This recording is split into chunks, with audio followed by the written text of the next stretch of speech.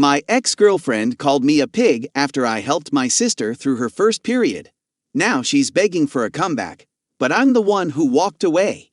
For as long as I can remember, I've been the caretaker for my 3 younger siblings. Our parents, they've been out of the picture for years. Whether they're still alive or not, I wouldn't know, and frankly, I don't care. They left when the responsibility of raising my siblings fell squarely on my shoulders. I became both mom and dad to them, despite only being their brother. I've cared for them their entire lives. Sometimes, they slip up and call me dad, and I understand why. When I turned 18, the situation at home became unbearable. So, I packed our things and moved into a small 2-bedroom apartment, determined to give my siblings the life they deserved. Balancing work, school, and raising 3 kids wasn't easy. It took longer than I'd like to admit, but I finished school, landed a good job, and eventually saved enough to buy us a house. 4 years ago, I took the final legal steps, and now, my siblings are legally in my custody. The process wasn't smooth. A social worker questioned why I hadn't reported anything sooner. But after some back and forth, all the legal issues were resolved. Then, a few months ago, maybe 4 or 5, I broke up with my girlfriend of 1 year. The reason? My little sister got her first period, and I helped her through it. I cleaned her up and explained everything she needed to know. When my ex found out, she completely lost it. She called me a pig, a creep, a pedo, and a slew of other disgusting things. My sister, terrified and confused, locked herself in her room. I was stunned. I couldn't believe that someone I trusted could react so horribly. After spending hours calming my sister down, I kicked my ex out of the house and ended things right then and there. But the nightmare didn't end with our breakup. My ex started stalking us. No matter where we went, grocery stores, parks, she was there. I blocked her on my phone and made sure my siblings did the same. But then, we started receiving calls and messages from unknown numbers, clearly her, spinning some sob story to excuse her actions. The final straw came when she tried to sign my little brother and sister out of school with a fake permission letter. Thankfully, the school called me, and I was able to stop her. That's when I filed for a restraining order. I gathered all the evidence, photos, messages, call logs, and we got the order. After that, the frequency of running into her decreased, but it didn't stop entirely. Whenever we crossed paths, she would just continue on her way or leave. I started changing my schedule, different stores, different times, but somehow, she always seemed to know where we were. Then, the house next to mine went up for rent. And guess who showed up with a real estate agent? My ex, with a smug smile, said, "I guess we'll be neighbors from now on." That was the last straw. I went inside, showed the agent the restraining order, and called the police. This time, they took me seriously, and she was arrested. She lost the chance to rent the house, and the company refused to do any business with her. The agent even gave a statement to the police confirming that my ex specifically asked to rent the house next to mine. She was arrested but not jailed, only fined. Now she's being evicted from her apartment, same rental company, and might lose her job because she can't find a place to stay within her budget. She's probably going to have to move back in with her parents in another state. Her own sister and friends have abandoned her, and I don't know why. But honestly, that's not my problem as long as my siblings are safe. Some of my friends are calling me an asshole, saying I'm being vindictive, and that she's no real threat. But after everything I've been through, I don't care. My priority is my siblings, and I'll do whatever it takes to protect them. As the dust settled after my ex's arrest, life started to regain some sense of normalcy. But there was a lingering unease in the back of my mind. Every time I left the house, I found myself scanning the streets, half expecting her to appear out of nowhere again. My siblings noticed it too. They'd jump at the sight of any unfamiliar car driving by, their anxiety palpable. One night, I was tucking my youngest brother into bed when he suddenly blurted out, "Is she going to come back?" His small voice was trembling, and I could see the fear in his eyes. It broke my heart. I reassured him as best as I could, telling him that the restraining order would keep her away, and that she couldn't hurt us anymore. But deep down, I knew that piece of paper could only do so much. The next few weeks were tense. We fell into a routine of checking the locks twice, drawing the curtains as soon as it got dark, and making sure we weren't followed on our way home. I even started taking different routes to and from work, just to throw off anyone who might be watching. My siblings, especially my sisters, were nervous every time they left the house, constantly looking over their shoulders. But it wasn't long before something happened that threw me off completely. I started receiving strange packages at the house, things I hadn't ordered. It started with small things, like random books or household items. Then it escalated to more personal things: lingerie, handwritten notes, and even a framed photo of me and my siblings that had been taken years ago. I felt violated, knowing that someone was tracking us, watching us. I reported it to the police, but they told me there wasn't much they could do without proof of who was sending the packages. I had a strong suspicion that it was my ex, but without evidence, it was just my word against hers. The whole situation left me feeling helpless, like I was constantly being watched, but had no way to stop it. One evening, after a particularly long day at work, I came home to find my sisters sitting on the couch, huddled together and crying. My heart sank, and I immediately rushed over to them. They handed me a letter that had been slipped under the door. It was from my ex, detailing all the ways she was going to win me back, as if everything she had done wasn't completely deranged. The letter was filled with delusional promises and disturbing details about our daily lives: where we went, who we saw, what time we left the house. It was clear she had been watching us closely, and the thought sent chills down my spine. I knew I couldn't keep going on like this. My siblings were suffering, and I was at my breaking point. So, I decided to take matters into my own hands. I reached out to an old friend who worked in private security. I didn't want to involve the police again, not yet. My friend agreed to help me, offering to install security cameras around the house, and even provide surveillance to catch my ex in the act. For the next week, we laid low, trying to go about our daily lives while the cameras captured everything. My friend monitored the footage and we waited. It was nerve-wracking, but I knew it was the only way to get concrete evidence that would hold up in court. Then, one night, the cameras caught her. She had snuck into our backyard, dressed in dark clothing, and was leaving another package by the back door. My friend immediately contacted me, and I called the police. This time, with the footage in hand, they had no choice but to take it seriously. My ex was arrested again, but this time the charges were more severe: stalking, harassment, and violating the restraining order. The court took the situation more seriously, and she was sentenced to jail time. I could finally breathe a little easier, knowing that she was behind bars, at least for now. But the whole ordeal left its mark on me and my siblings. We were more cautious than ever, and it took a long time for us to feel safe in our own home again. I had to work hard to rebuild their trust in the world around them, to reassure them that we were truly safe now. The experience made me realize just how fragile our sense of security can be, and how important it is to protect those you love at all costs. I became even more determined to be the best guardian I could be for my siblings, to give them the stable and loving home they deserved, free from the shadows of the past.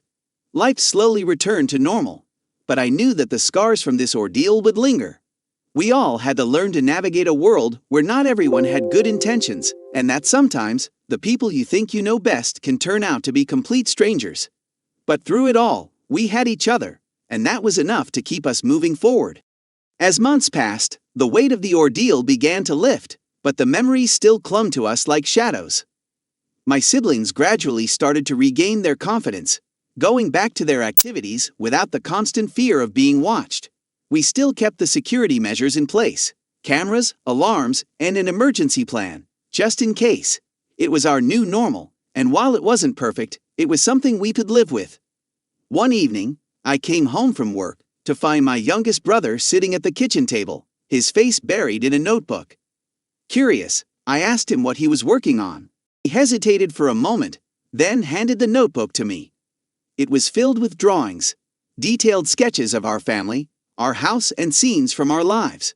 But what struck me the most were the images of our ex, depicted as a looming, shadowy figure in the background of every scene. "I didn't want to say anything," he said quietly, "but I've been having nightmares. I keep seeing her everywhere, even when I'm awake." My heart sank. I knew that the trauma of what we'd been through would take time to heal, but hearing it from my little brother made it all the more real.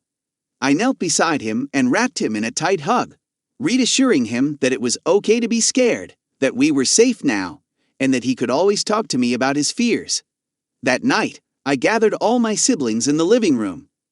We talked about everything, our fears, our hopes, and how we were going to move forward.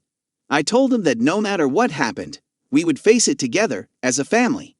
It was a difficult conversation, filled with tears and long silences, but it was necessary. We needed to confront our trauma head-on, not let it fester in the corners of our minds. In the weeks that followed, I made a conscious effort to be more present with my siblings. We spent more time together, going on outings, playing games, and just being there for each other. I also sought out therapy for all of us, realizing that professional help was something we desperately needed to process everything we'd been through. At first, the kids were resistant. They didn't want to talk to a stranger about our problems. But slowly, they opened up, and I could see the difference it was making. One day, after a particularly intense therapy session, my older sister pulled me aside. She looked at me with a seriousness that was rare for her. "You've always been there for us," she said. "You've done everything to protect us. But I think it's time you started taking care of yourself too." Her words hit me like a ton of bricks. I had been so focused on my siblings, on making sure they were okay, that I hadn't stopped to think about my own well-being. The stress, the fear, the responsibility, it had all taken a toll on me, but I had buried it deep, thinking I could handle it on my own. That night, after the kids were asleep, I sat alone in the living room, letting my sister's words sink in.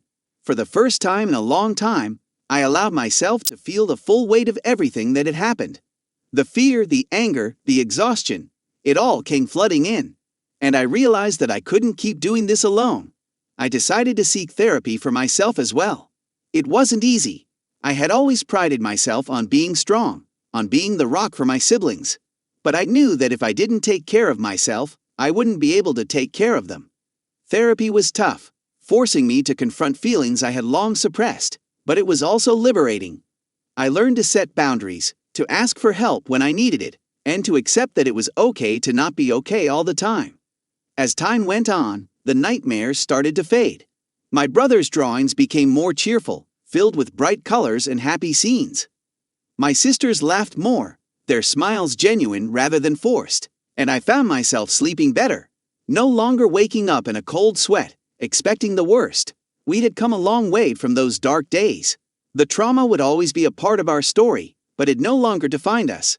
We had found our way back to a life that felt normal, even if it was a new kind of normal.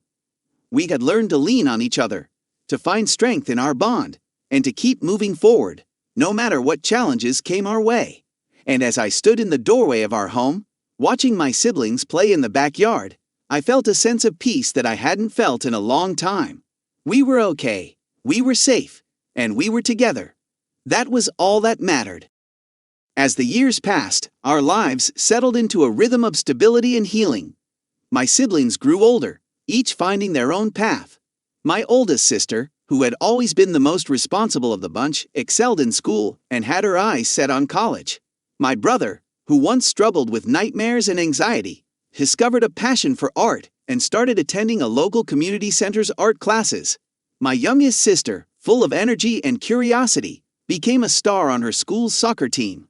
I was proud of them, proud of how far we had come as a family. But as they grew more independent, I found myself confronting a different kind of challenge. With my siblings slowly stepping out into the world, I was left with more time on my hands. For the first time in what felt like forever, I had to think about myself, about what I wanted out of life. It was a strange feeling.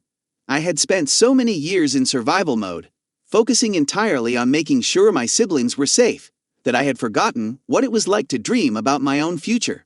Now, with the house quieter than it had been in years, I started to wonder what was next for me. One evening, after everyone had gone to bed, I found myself sitting at the kitchen table, staring at an old notebook where I used to jot down ideas and plans before everything changed. Flipping through its pages, I came across sketches and notes about projects I had once wanted to pursue, designs for furniture, ideas for small home renovations, even a plan to start my own business one day. The memories came rushing back. Before my parents had disappeared, Before I had become the guardian of my siblings, I had dreams of becoming an architect. I had loved the idea of creating spaces that people could live in and enjoy, of designing homes that felt like safe havens. But those dreams had been put on hold, buried under the weight of responsibility. But now, maybe, just maybe, it was time to revisit those dreams. The next day, I did something I hadn't done in years. I enrolled in an online architecture course. It felt surreal, sitting in front of my computer, listening to lectures, and working on assignments that reignited a passion I thought I had lost. It wasn't easy balancing my studies with my responsibilities, but it was fulfilling in a way I hadn't experienced in a long time. My siblings noticed the change in me. They saw the late nights spent drafting designs, the excitement in my voice when I talked about a new project. One evening, my oldest sister approached me with a smile. "You know," she said, "you've always been our rock, but it's nice to see you doing something for yourself. We're all rooting for you." Her words meant more to me than she could ever know. It was a reminder that while I had spent years building a life for my siblings, it was okay to build one for myself too. Months turned into years, and I slowly started to build a small portfolio of projects. At first, they were simple: renovations for friends, small-scale designs for local businesses. But as word spread, more opportunities came my way. I found myself working on larger projects, collaborating with other architects, and eventually, I took the plunge and started my own design firm. It was a small operation at first, just me and a few others who shared my vision. But it was mine, something I had created from the ground up, and as the business grew, so did my confidence in myself and in the future I was building. My siblings continued to flourish. My oldest sister went off to college on a scholarship, studying engineering, inspired in part by the work she had seen me do. My brother, now a talented artist, started selling his work online and even held a few local exhibitions. My youngest sister, ever the athlete, earned a spot on a competitive soccer team and had her sights set on playing professionally one day. And through it all, we remained a tight-knit family. The bond we had formed through adversity was unbreakable.